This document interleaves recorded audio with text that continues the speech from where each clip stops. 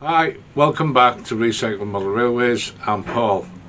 For those of you that are used to me putting it out every fortnight, didn't get out of it last week. Been very busy with work and not too well, so it was a case of didn't feel up to it. So what's today's about? As you've seen by the photograph, all sorts. Not a great deal of modelling, but some things have been done, a lot of things have been bought, so don't turn off.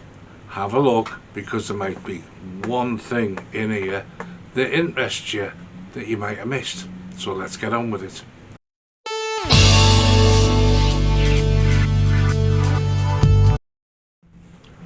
So let's look at the tool stuff first. This is not new. It's old. I've had it for a couple of years, and it's to help you using spray cans. So bad hands, not a lot of feeling in this one. Trying to do primer last week because I am right-handed. Slipping off the top, spray nozzle turning round and putting primer on me instead of the model, and then I remembered I've got this. So if you're going to be using a spray can and your hands aren't overly clever, get one of these. There's two tabs here that you squeeze. It opens the jaws to let it in, and it nips the can. So you've now got hold of the can, the nozzle's pointing that way. Pull the trigger. Brilliant. So as I said, use this for a couple of years. It's a Rust-Oleum model. I use Rust-Oleum paints outside. Very good make. So I bought the Rust-Oleum one just so I knew I had a decent can holder. But if you're finding it a faff on or difficult to manage with your spray cans, get one, 100%. Right, let's have a look at what we bought on Temu. So, I've got a bag of discs. Wonderful. I have this to go with it. What the hell is that? It's to put figures on. So you've got hold of this and you can paint, and then you can turn it around to do the next bit and turn it around, and or you can hold it by this thing, which I'm not impressed with. I don't see the point. That doesn't feel natural. That feels natural. You can pull these off, put them down with your figure still on it, and yes, you can argue that you could use pegboards with the croc clips and all sorts, or you can blue tack it down to something, etc, etc. The thing I like about this was A, it was bloody cheap, and B, it's in my hand and I can rotate it and paint and rotate and paint. I don't even have to move my hand once I've got hold of it. So I quite like that. It's worth a punt. It's definitely worth the punt. I sort of thought, you know what, I'm going to give that a go, because normally I'm sticking figures down onto backs of masking tape and all sorts of things, which you then got to put on Lazy Susan so you can turn them around and get to them, and then you've got 20 on there and you can't always get in. You get where I'm going. Give it a go. Buy one. Weathering brushes, also Temu. Everything here is stupidly cheap, as Temu is.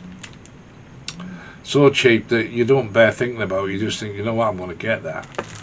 So the reason I bought these is I have one main weathering brush. It's a foundation brush for makeup. It's very quick at its job, but it's also very large, and in some places too big. So this, as you can see, has got lots smaller brushes. I just think it would make the weathering a bit more specific, shall we say. I don't want to say detailed, because my weathering's never detailed, it's just thrown on. So, weathering brushes, again, very cheap. Quick pair of sprue cutters, because when I was doing a little job with my sprue cutters, they were crap, so I think these were £1. Can't complain. Bent over tweezers. Now, again, because I've got manky hands, I can't pick things up that are small, and in the modelling world a lot of the crap you deal with is small. So I use these every time. It's probably one of the first tools that comes out my box and goes on the bench before I'll do anything at all. 5 in a packet, stainless steel, pretty sturdy construction, put together well, and I think it was 5 quid, 6 quid. So for that much money for stainless steel, I'm going to have them because it's something I use all of the time. I'm sure you'll use them occasionally, but you know, the prices here are ridiculous. Right, this is a hot glue stand, and I'm sure that near some of you now saying, oh, what have you bought that for? Well, because when I'm using my hot glue gun, it has its own little frame that it sits on, and then it dribbles glue everywhere because I don't want to turn it off in between glue and stuff, but then it dribbles everywhere. Turn it off then, well yeah, then I'm waiting for it to heat back up when I'm ready. This holds the gun in place, and it's got a nice little well here to drop its melted glue in. The good thing is this comes off. It's neoprene, or it looks like neoprene, and the great thing is that once you've dropped glue into it and it's gone dry, you can take it off and just pop it, and out comes your dry glue. I think it was 6 quid for that much money. Why not? Keeps your desk tidy. Right, now on to my favourite thing of what I bought. This. Is it an e-cigarette? Is it an electric toothbrush? No, it's a mini Dremel. So, USB chargeable. It's got an Allen key fitted nicely in the end there to help lock the cylinder. It's got 3 speeds. Charges up really quick. Why did I buy it? I've already got a big Dremel, and I mean a Dremel. So when I was doing the triangle bodies for the insole fish wagons, there was a lot of metal to cut off that was holding on the D-hooks that was in the way for me putting my NEMs on, and it did take a while to cut them even with that thing. It wasn't down to the machine, it's more down to the discs. This will never ever do that job. It will not be physically capable. However, I didn't buy it for those kind of jobs. There are many times when I'm doing something, when I'm trying to cut things out, and I've got hold of this big manky Dremel, trying to cut holes in things. Let me give you an example.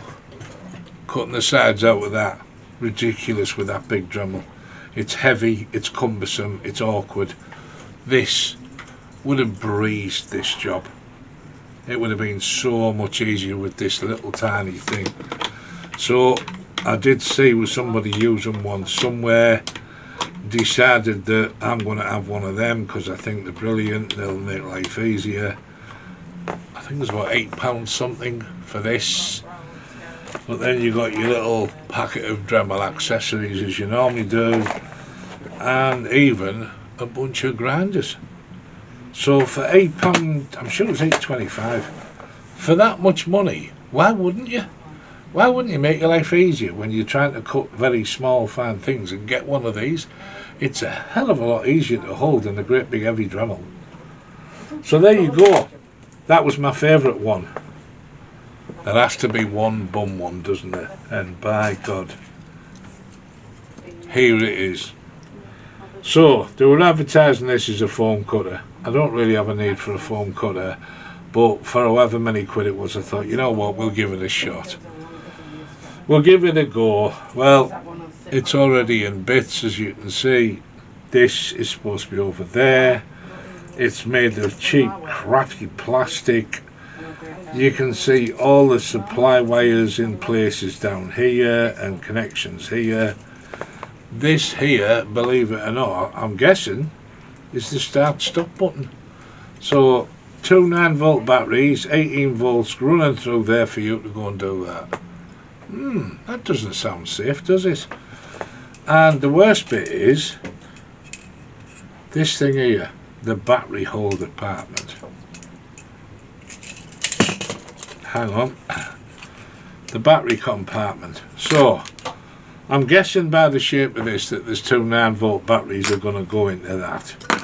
And then you're going to clip it back on and then you're going to probably give yourself a little shock every time you touch that. Was it worth it? Probably not. Probably not, but for the money it was worth a shot, and I will give it a try at some point. But I'm not expecting it to knock my socks off in any way, shape or form. I just thought for a few quid it was worth a punt, worth giving a go. So there you go. There's the tools things that I've bought. Let's get on to stuff that you really want to know about. What have I done with regards to models? But more importantly, what have I bought? We'll come back to you when I've reorganised the table. Right, let's get into the nitty gritty, shall we? Stuff that you really want to know about instead of me boring you. Right, a couple of episodes ago I introduced these, the mackerel ballast wagons, which I want for my permanent waste set. So, we discussed he gave me an extra one last time. What was it like? Would I buy one again? Will I? What a faff on it is dealing with these things. They come with all the spruce stillage stats where it was printed. You've got to cut them all off. You can't see everything. Bits, which you can see in there, fall off it as you're doing it. And then you end up with this. So you've got to go around and trim off any bits left over. You don't get the buffers at all. You don't get no hooks, no any end pockets, no wheels, and it's in a basic grey. I've painted the chassis or thrown on some sleeper ground to them. Am I impressed? No, I'm not. £10.50 for that. I could have probably bought one of these for a little bit more with all the wheels and the buffers and the connections, or possibly on any end pocket that's already painted. And yes, I know I repaint everything, so that's a material. But for £10.50, this is a lot of work for £10.50. I'm not pleased, I'm not happy. Obviously I will finish them, but I'm not impressed at the amount of stuff that falls off. I'm not impressed with the amount of stuff that you have to do. In each photo it shows little white barriers round here. You don't get them neither. You've got to put all them in. There's not even any holes in which to mount them. So for £10.50, okay, the guy's got to make money, but he won't be making any more money out of me with that. Never ever again. Absolute waste of money and a waste of my time.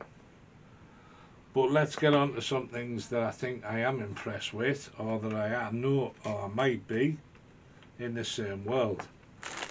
So, a bag of bits. What's this? Well, last summer I was at a model railway show with my son in the Shildon area near where up in the north of England, and I found a Class 08, I think it was a Hornby 1, a Hornby 08, and the back corner of its cab was missing, clearly been dropped, smashed off. No one knows where the part is. And I looked at it, and I imagine most people would have just walked straight past it and thought, oh, what the hell do I want that for? Not me. I already had a plan in hand the minute I saw it.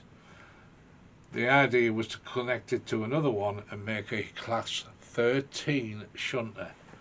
Now, some people out there who do all this all prototypical crap, yes, I don't think the Class 13 existed in the 60s and 70s, but you know what, I don't really care. It's a nice looking model, it's unusual. I think there was only 3 ever done, but I want a Class 13. So I've got a model that is broken, that's waiting to get done. And now I have the conversion kit, and it wasn't very expensive. I bought it on eBay, I think it was under 20 quid. And it'll give me a special model that nobody that I'm aware of manufactures. So, Class 13 conversion kit, everything you need, and I do mean everything you need, is here to make this look realistic. Even bits for the 08 you've got, because the front end changes a little bit round the buffer beam detail. Brilliant kit, well printed, looks amazing. Happy with that. Puts me in a good mood after this piece of crap here. So there's that. Next thing, more resin stuff that I'm happy with. This here was bought off eBay, and it's meant to be a cockpit, shall we say, for the Triang duck shunter. So, have I got a Triang duck shunter? No, I haven't. So what did I buy 4 of them for? Because I've got 3 of these. And believe it or not, all I've had to do is trim the side a little, file this side a little, and this piece here comes up a little higher, and all I'm done is trimmed it in an arc above this panel there, and it fits perfectly inside the 040, and it's much needed in the 040 because when you look at it, it's just a big empty chasm. It will also let the motor, the ring field, go into this part here. I've already checked, and it was, I don't know, £3, something stupid like that, on eBay, and it's going to put a cockpit in there. Are you going to see it? Only if you've got the model close up. Does it matter? Not really, but I like the idea of thinking, will it work? And it does. So I'm fairly sure that means this has now become adaptable to other things. Probably not your Class 47s and things, but you can buy interiors for them. But your older models that don't have anything in them, they're going to get this. I'm going to buy more of these, and they're going to get chucked in. So there you go. Another nice little bit of plastic to make up for the macro crap. Next thing I bought, resin printed. As you know, I'm planning the British Steel theme for part of my layout, and that's what the white trains were for, and we're going to do wagons with rails on and wagons with sheet and coils and da-de-da-de-da. And I bought the 5 torpedo wagons. And then I got talking to my Uncle Jed, who told me that my Uncle Brian used to work on the crucibles. What's a crucible? This in this bag. It is a large bucket sitting on a frame. And basically these would come in full of molten metal, and they would pour them into ingots. Now when the time comes to do this particular set, I bought 4 of these. When the time comes, I'm going to go and see Uncle Brian and get a bit of a backstory as to what it was like, so that when I'm doing this I can give you a little backstory. But again, brilliant little bit of kit. Really impressed with the detail and everything else. Support from CCD on eBay, and it's a heavy plant steelworks crucible with carriage. The issue is this: I've gone and looked at photographs of the crucibles and the wagons they're sat in, and therein comes the problem. So you've basically got what looks like a flat with a bogie, a double bogie at each end. So you've got twin here, twin there, pivotable. But the centre, instead of being a straight bar, the centre goes down and round and back up. There's nothing anywhere that I know of that looks like that. So it's going to mean butchering the hell out of something, and I'm really not sure how I'm going to get this bend yet. So if anyone out there's got any ideas, I did think about cutting lots of plastic card and then gluing it together. In the joinery world we call it laminating, where you would, or sistering, where you want a thickness but you can't get it, so you add layers of timber together. I was thinking about doing that. That would give me the shape, and then this for to sit in it. I don't know yet, but anyway, beautiful bit of detail. Didn't think I'd find them when it was mentioned my Uncle Brian worked on the crucibles. Thought I want to bring part of that in, part of the family history again. But there you go, nice little bit of kit. Now, the shark van. I have done some bits.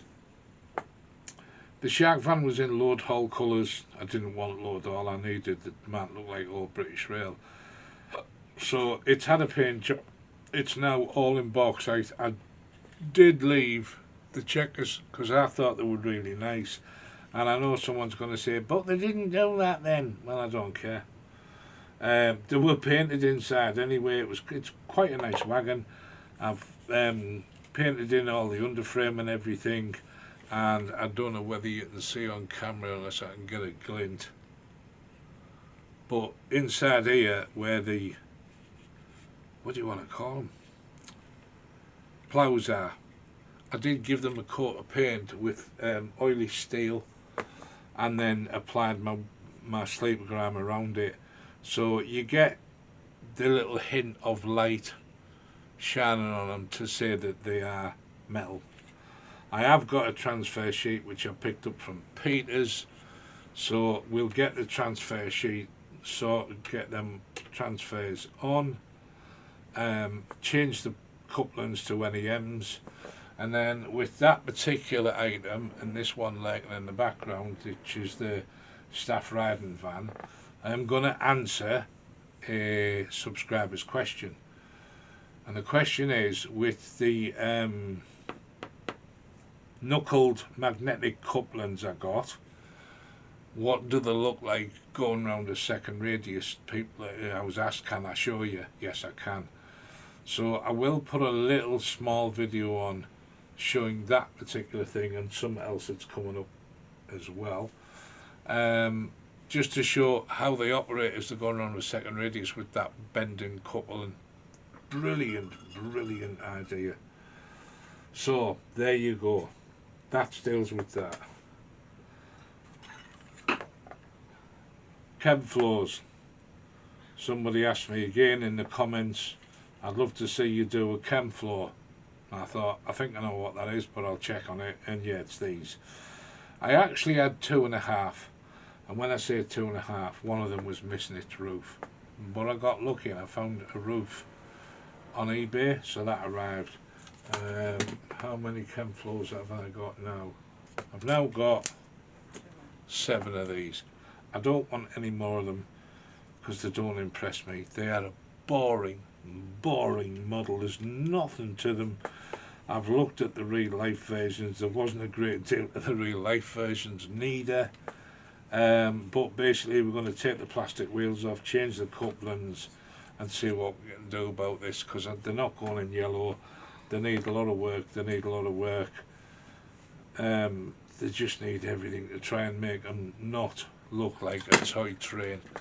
But whoever it was, I can't remember now, sorry.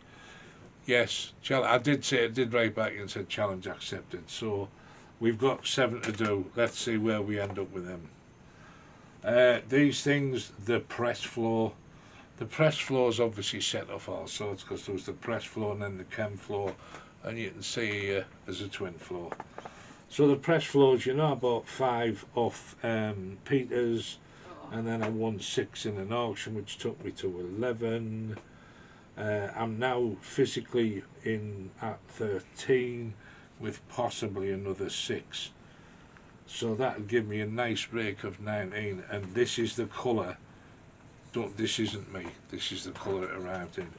I'm told they're going to be bauxite or grey. I'm worried about grey. Might say vacuum braked, but apparently they came in grey if they were blue circle, and bauxite was British Rail days. But I already have a plan to have 20 box wagons in box white British Rail, so I'm worried about having too much stuff the same colour.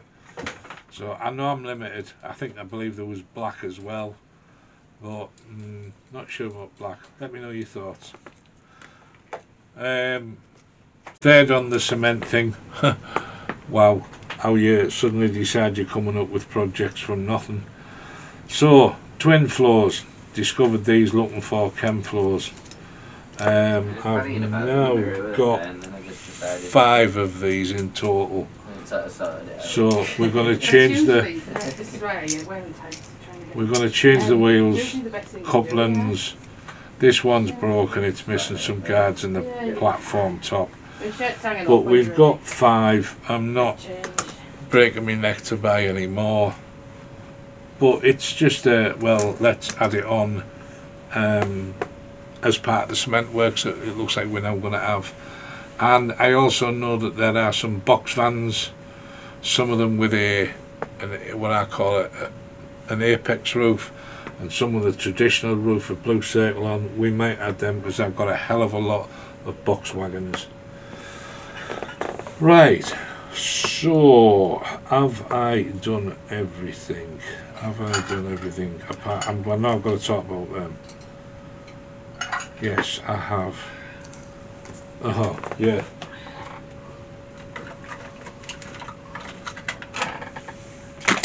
You're on eBay late at night.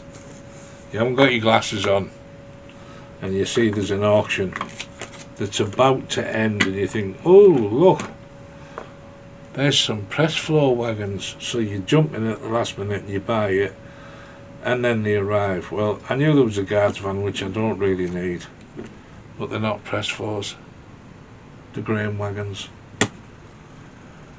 So don't buy on eBay if you need glasses without your glasses on, because otherwise you'll end up with stuff you didn't want. It will now put me down the path of having a rake of grain wagons or joy. These, I believe, are Hornby Dublos. I've never worked on Hornby Dublos, so I'm not sure what to expect, but the first thing I will say is, for all that they're ancient, they're fully intact. So there's a little tip for you. Don't buy on eBay without your glasses on. Right. The Dock Shunter, it's the 040s. You can see here I've got the 3 frames which have all been painted in sleeper grime, and you'll see changes.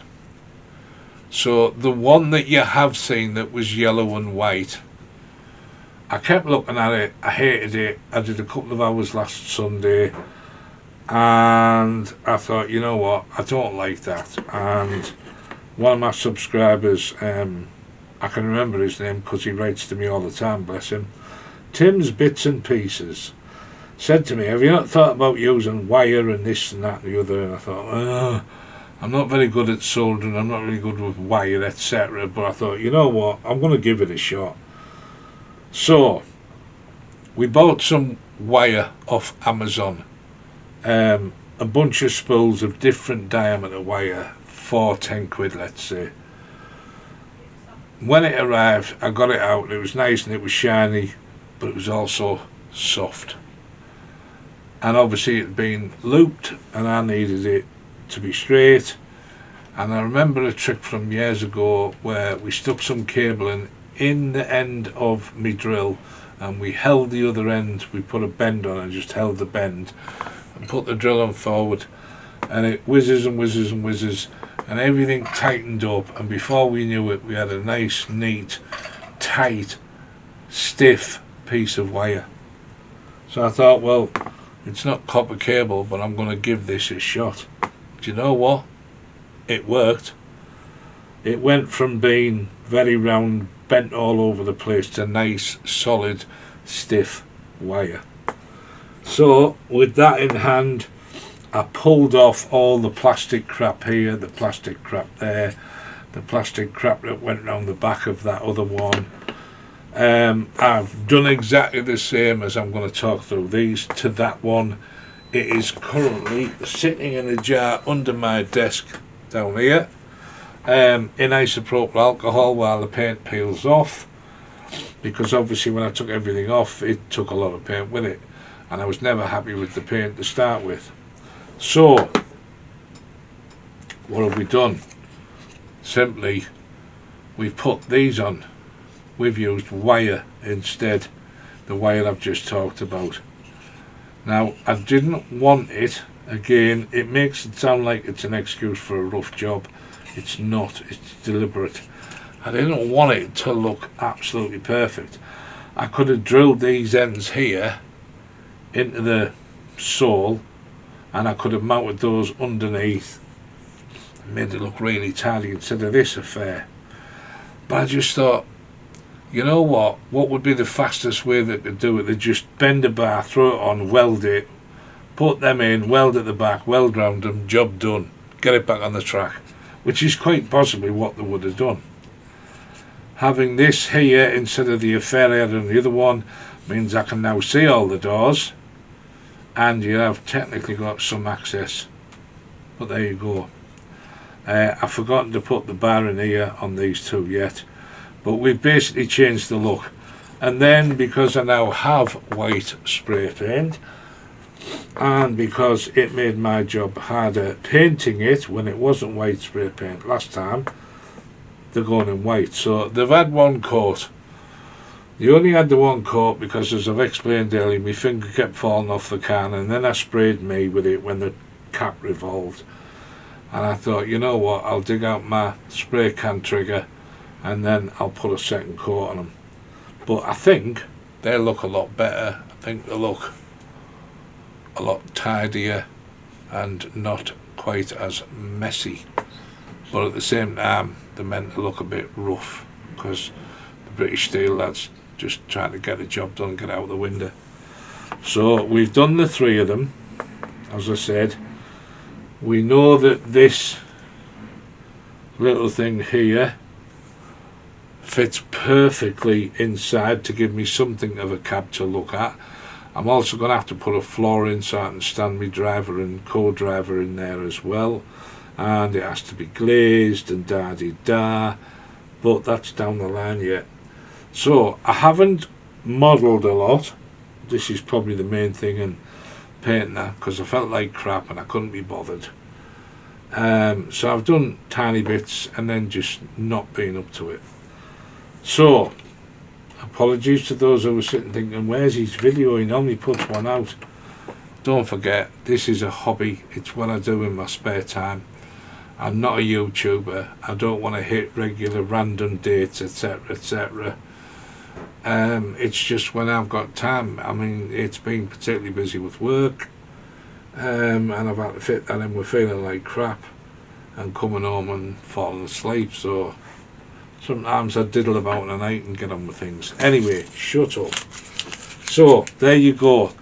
That's so you know where I am, what I've got to, what I'm planning on again.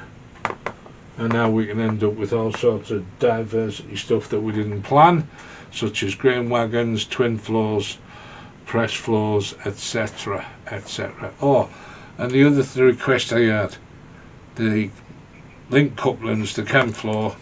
The other one was these. So this is where I use that liquid stuff to make windscreens and glass. Somebody said it would have been great if you could have showed us how it worked. So we're going to have one video where we show the magnetic couplings in use, and we're going to show how easy it is to apply this stuff. The Chemflos will have to wait until we get to the Chemflos, because that's a project rather than a quick this is what it is. So there you go. Thank you all very much for watching. Thank you for subscribing to the channel. It is appreciated, and I hope that from time to time we teach something that helps. I know there was a guy last time who watched the water slide decal thing, said thank you, watched loads of videos, never understood it, and now I've got it. That's all I'm doing this for. I don't want to be some YouTuber with a Ferrari on the drive, ha, and all that kind of crap. I'm just interested in showing you what I'm doing and sharing what knowledge I have got, which isn't a great deal, but sometimes it comes in handy. Anyway, thanks for watching, folks. Give us a like if you've enjoyed the video, and if you're not a subscriber, consider subscribing, because now and again I do have some gems, and now and again I just have stuff that will make you laugh and think you're an idiot. But that's worth it, isn't it? Thanks for everybody. Cheers. Ta-ra now.